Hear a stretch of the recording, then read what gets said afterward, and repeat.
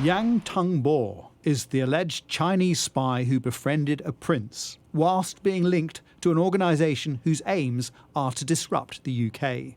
His relationship with the Duke of York, on the face of it, promoted British and Chinese companies, but was described as having a covert and clandestine element, with Mr Yang accused of engaging in deceptive activity for the Chinese Communist Party. It's clear that Prince Andrew has, unbeknownst to himself perhaps, been a risk to our national security, and naming H6 will send a shudder down many people's spine, the people who are in our elite, who are at the heart of our government.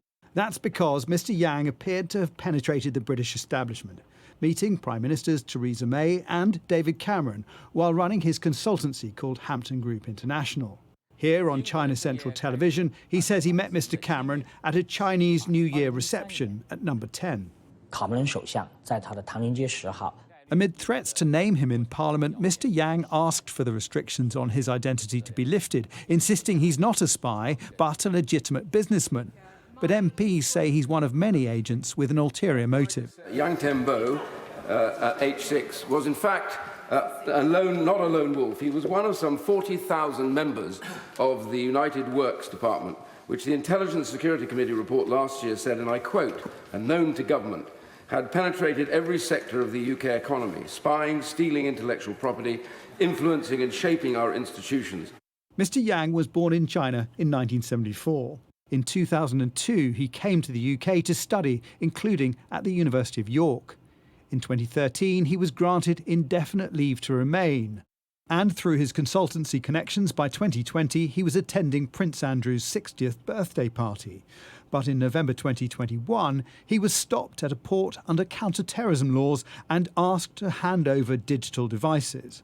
As a result of that, in March 2023, the Home Secretary directed he should be excluded from the UK on national security grounds.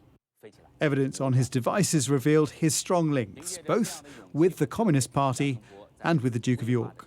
Where individuals pose a threat, as you would expect, the UK government is absolutely committed to using the full range of powers available to disrupt them. I raised these issues when I was in Beijing a few weeks ago. This case does not exist, sadly, in a vacuum. The UK is in the most complex threat environment that we've seen for a very significant time. While Mr Yang has their pictures on his desk, both David Cameron and Theresa May say they don't know him and they've met thousands of people at numerous functions. But for Prince Andrew, whose aide told Mr Yang he was at the very top of the tree among his close confidants, this is harder to shake off.